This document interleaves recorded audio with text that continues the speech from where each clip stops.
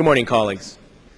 Today we have a chance to do something to benefit a small group of citizens in the state that unfortunately will likely at some point grow in size, and that is the widow and family members. Representative Wingard, if just a moment. Members, if you pay attention, thank you.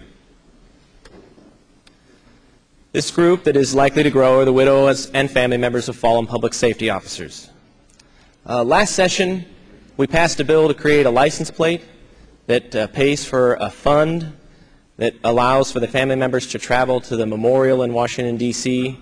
That ceremony happens once a year when their family member is added to the memorial.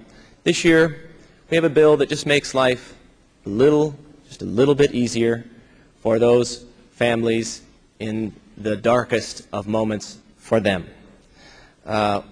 We have a program that allows public safety officers to be have their address be confidential in DMV records for all sorts of reasons we don't need to describe here. Unfortunately, what happens is that is tied to the public safety officer. So the moment they are deceased, family is not entitled to that confidentiality for any length of time. The bill in front of you simply extends that confidentiality for 4 years so that all the press around the issue of their fallen loved one can pass away, so to speak, and that they can have some time to grieve and do all of that, and it will have moved out of the press by the time their exemption expires, and they would then come back into the system with the rest of us. I introduced on the side Vicki Jeffries Bilton. As I said, her husband, Officer Thomas Jeffries, was shot and killed in July of 1997 while on duty for the Portland Police Bureau. Vicki's home and income were featured on the local news while she was residing there with her infant child. The following year, when her confidentially address expired, she tried to get an extension from the police department. However, she was not even allowed to apply because it's required that she be currently married to an officer.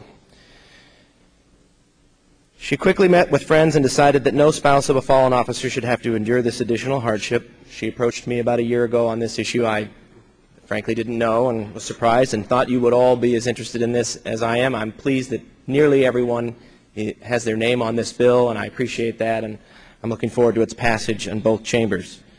Vicki hopes that with the passage of this bill that others in her situation will not have to relive this painstaking bureaucratic obstacle. I just want to leave you with her words, colleagues. It is one of those things that lets survivors not even have to think about. It takes away one piece of extra pain. It will remove the feeling of getting shut out when you need it the most. It feels like getting kicked out of your family. Colleagues, I would encourage and hope you will follow me in voting aye on House Bill 3273.